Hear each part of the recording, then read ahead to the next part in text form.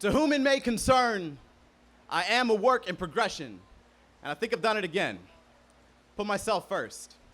My therapist tells me this is progress, that claiming responsibility for how other people are feeling is a recipe for missing warning signs. I say, I don't think I missed the signs. I was just afraid I already knew what they meant. That you can't love a sinking ship back to shore, not when you're still pulling at the bulwarks, and we built this boat. With hands and hope and laughter, we built this. So it felt infelicious to abandon it, not after all the storms it weathered, helmed by a belief that history heals holy vessels if you're willing to take on some water. But I've been speaking in tsunami lately, dialoguing only in deluge and man over borderline insecurities, and you can sink anything if you try hard enough.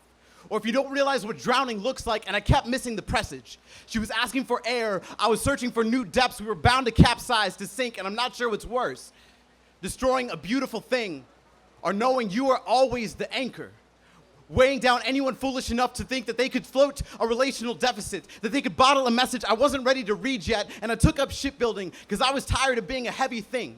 Because I wanted to construct something to carry me, but I can't seem to construct anything that lasts past the whole breach and this chest, the mess of previous shipwrecks I carry into every new vessel. So our relationship became less seaworthy opportunity, more buried brig, more escape hatch, more gangplank, and it was me. I walked off our ship, but I tied a chain around our mast when I did it, terrified of going it alone, and they always say the storm is coming, but I was the storm. I arrived years ago, all rage and damage, and she loved me anyway, so I acquiesced, agreed to settle down, but refused to remove the room, and rummaging around in my head until it was too late, until I was already lost at sea, until I broke you too. Have you ever loved someone so much you had to let them go? She let me go.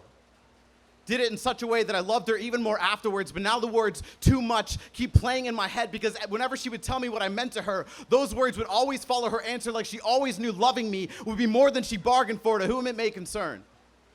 I am a work in progression, and I think I've done it again. Put myself first. This isn't an SOS, more a promise to myself, to the mess of me, that the next ship I build will be built to last. I tell my therapist this. He says, great, but if you really want this to stick, you're gonna have to stop being codependent. The metaphors are nice, but you don't believe you're a good thing unless someone else tells you you are, and you are a good thing.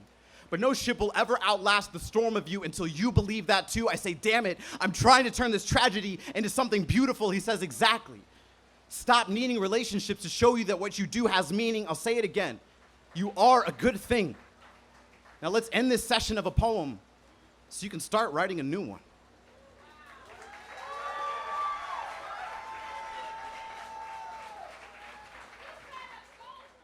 We doing some sweaty poems.